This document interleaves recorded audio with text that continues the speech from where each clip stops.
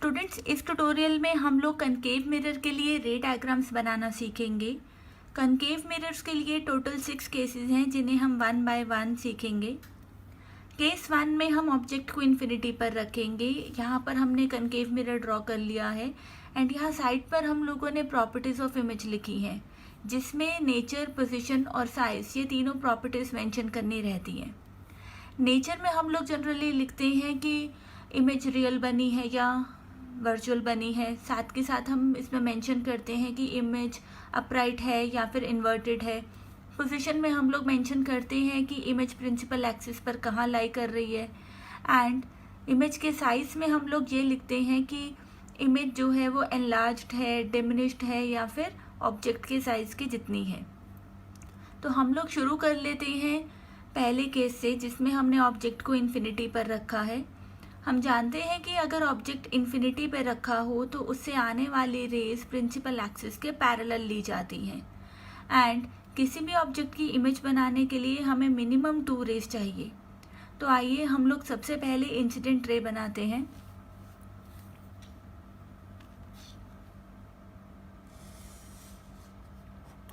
ये हमने पहली इंसिडेंट रे बना ली।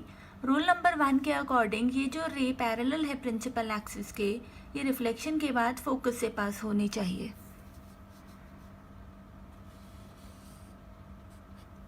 इस तरह से। उसी तरह से हम लोग दूसरी रे बना लेते हैं। इसे भी हम पैरेलल ले लेते हैं प्रिंसिपल एक्सिस के, इस तरह से। एंड ये रे भी रिफ्लेक्शन के बाद फोकस से पास होनी चाहिए, इस तरह से।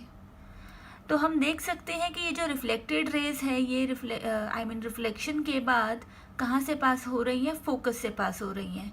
इसका मतलब ये जो ऑब्जेक्ट इन्फिनिटी पे रखा गया था, इसकी इमेज कहाँ बनी है? फोकस पर बनी है। तो हम इसकी पोजीशन लिख सकते हैं कि ये इसकी पोजीशन कहाँ है? इसकी पोजीशन है फोकस पर। अब नेचर की बात करते हैं। ये इमेज कैसी बनी है? इस इमेज में हम देख सकते हैं कि रेज एक्चुअली मीट कर रही हैं रिफ्लेक्शन के बाद। तो नेचर कैसी होगी? हाँ, आपने सही सोचा, इसकी जो नेचर है वो रियल होगी, क्योंकि रियल इमेज तब बनती है जब रेज रिफ्लेक्शन के बाद एक्चुअली कहीं मीट करती है किसी पॉइंट पर। एंड एक बात याद रखें, रियल इमेज हमेशा ही इन्वर्टेड होती है। तो जब भी आप रियल इमेज लिखें साथ में इन्वर्टेड ज़रूर लिख दें। ये रियल इमेज है और इन्वर्टेड बनेगी। इसका साइज़ आप देख सकते हैं कि ये बहुत ही छोटी बनी है, बिल्कुल पॉइंट साइज़ है। तो आप लिख सकते हैं कि इमेज पॉइंट साइज्ड है, पॉइंट साइज बनी है और हाईली डिमिनिश्ड है, बहुत ही छोटी है। अब आगे बढ़ते हैं केस 2 पर। स्टूडेंट्स, हम लोग केस 2 में एज्यूम करेंगे कि ऑब्जेक्ट को सेंटर ऑफ कर्वेचर के पीछे रखा गया है, इस तरह से। इसे बोला जाता है कि object is placed beyond centre of curvature. तो अब देखते हैं कि इसकी इमेज किस तरह से बनेगी। सबसे पहले एक रे हम ऐसी लेंगे जो कि प्रिंसिपल एक्सिस के पैरेलल हो।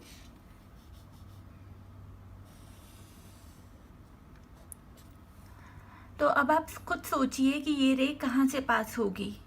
जी हाँ, आपने बिल्कुल सही सोचा। रिफ्लेक्शन के बाद ये रे फोकस के थ्रू पास होगी, इस तरह से। दूसरी रे हम ऐसे ले लेते हैं जो कि सेंटर ऑफ कर्वेचर से पास हो। आपको याद होगा कि रूल नंबर 3 के अकॉर्डिंग जो भी रे सेंटर ऑफ कर्वेचर से पास होती है वो अपने पाथ को रिट्रेस करती है।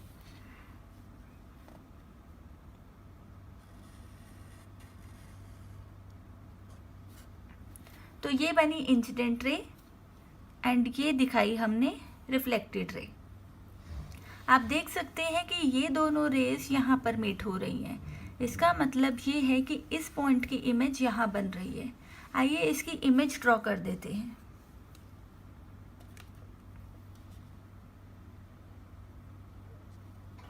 इस तरह से हमने इसकी इमेज ड्रॉ की है। इसे हाईलाइट कर देते हैं।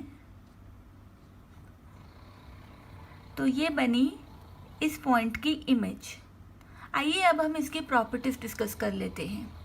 इसकी नेचर कैसी है। आपने सही सोचा, क्योंकि यहाँ पर रिफ्लेक्टेड रेज एक्चुअली मीट हो रही हैं, इसलिए इमेज तो रियल ही बनेगी। और आप देख सकते हैं कि ये इमेज कैसी बनी है, इन्वर्टेड। ऑब्जेक्ट तो इस तरह से रखा हुआ है, लेकिन इमेज प्रिंसिपल एक्सिस के नीचे इस तरह से बन रही है, इन्वर्टेड बन रही है।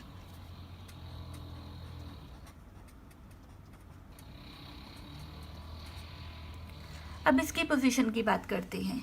आप देख सकते हैं कि ये सेंटर ऑफ कर्वेचर और फोकस के बीच में लाई कर रही है। तो आप इसे लिख सकते हैं कि इसकी पोजीशन कहाँ है, बिटवीन C एंड F। इसका साइज़ क्या है, ऑब्जेक्ट के साइज में ये इमेज छोटी बन रही है, इसीलिए हम इसे लिखेंगे डिमिनिश्ड, इस तरह से। तो अब हम बढ़ सकते हैं केस नंबर 3 पर। केस 3 में हम लोग एज्यूम करेंगे कि ऑब्जेक्ट को सेंटर ऑफ कर्वेचर पर रखा गया है, इस तरह से। तो आइए देखते हैं इसकी इमेज कैसे बनेगी। सबसे पहले एक रे हम ऐसी लेते हैं जो कि प्रिंसिपल एक्सिस के पैरेलल हो। अब आप अच्छे से समझ गए होंगे कि ये रे कहाँ से पास होगी।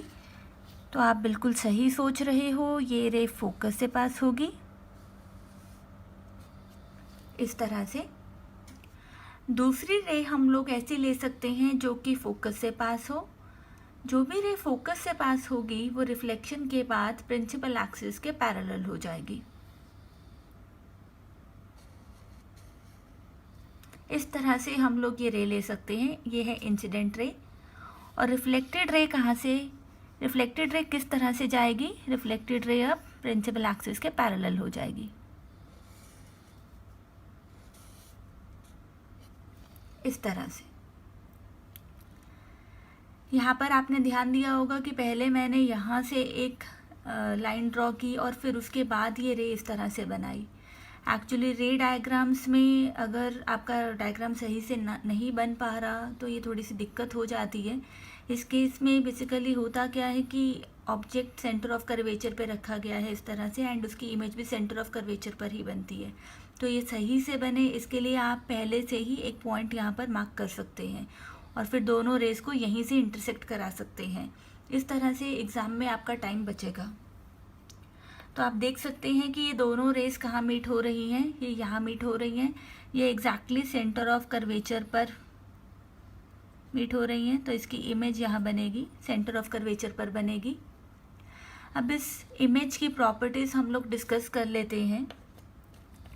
तो क्योंकि ये रेज एक्चुअली मीट हो रही हैं, इस वजह से हम ये कह सकते हैं कि जो इमेज होगी वो किस तरह की होगी, रियल होगी और इन्वर्टेड है। ये हम देख सकते हैं कि इमेज इन्वर्टेड है। पोजीशन ये कहाँ बनी है, ये सेंटर ऑफ कर्वेचर पर बनी है। तो इसकी पोजीशन आप लिख सकते हैं एट C, यानी कि centre of curvature.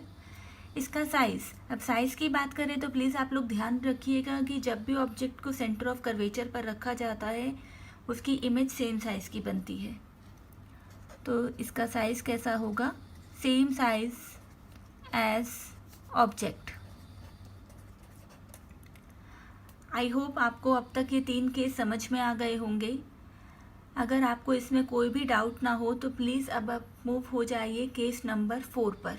Thank you.